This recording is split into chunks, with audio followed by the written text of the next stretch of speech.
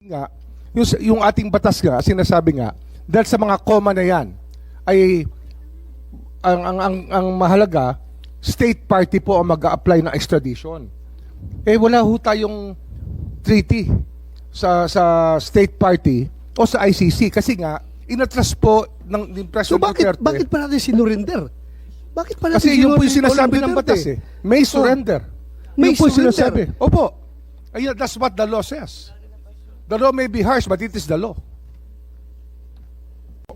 Yung ating pong pagiging miyembro ng Interpol ay mapakahalaga at yung 9851 po yung talagang batas na sumasaklaw sa ganitong sitwasyon.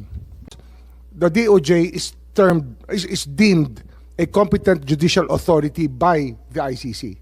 We're not claiming to be, Since but when under the did system, the DOJ become a judicial No, authority? under the system of the ICC. Justice Ascuna, As I think Justice I'll Ascuna need your said, help here. the Mukha namang, Prosecutor General, inaako na ng executive ang judicial power. the prosecutor, Parang malabo na to. Ma'am, the prosecutor in the ICC setup is part of the court.